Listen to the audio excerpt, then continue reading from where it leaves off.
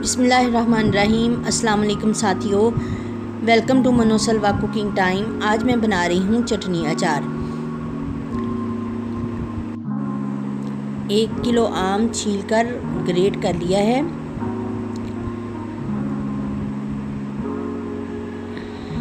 इसमें शामिल करेंगे 1 टेबलस्पून नमक और ओवरनाइट इसको छोड़ देंगे। सुबह निचोड़कर इसका पानी निकाल देंगे। आम के अंदर अब हम डालेंगे 1 टेबलस्पून मेथी, 1 टेबलस्पून कलंजी, 1 टेबलस्पून सौंफ, 1 टेबलस्पून नमक, 1 टेबलस्पून कुटी हुई मिर्च, 2 जवे लहसुन के जिसको मैंने कूट लिया है, और ये 1.5 कप सरसों का तेल है जो अचार में से निकाला हुआ है।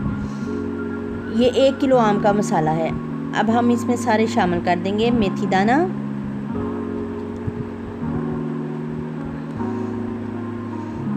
कलंजी,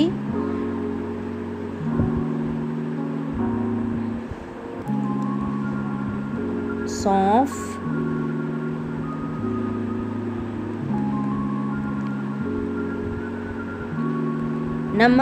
नमक 2 टेबलस्पून जाएगा। 1 टेबलस्पून हमने पहले डाला था और 1 टेबलस्पून अब जाएगा।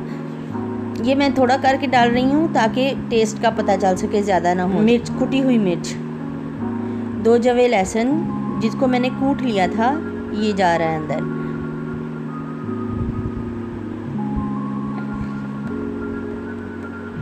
मिक्स करेंगे।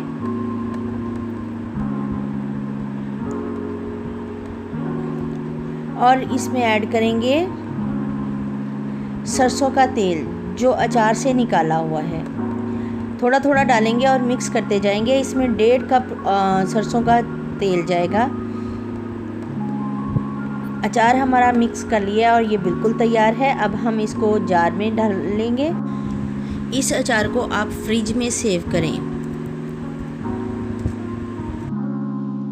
माशाल्लाह से अल्हम्दुलिल्लाह बहुत ही अच्छी खुशबू के साथ बहुत ही अच्छा अचार तैयार हुआ है। ये चटनी की चटनी और अचार का अचार है। आप इसको दाल चावल के साथ एंजॉय कीजिए या रोटी के साथ, जैसे आपको पसंद आए।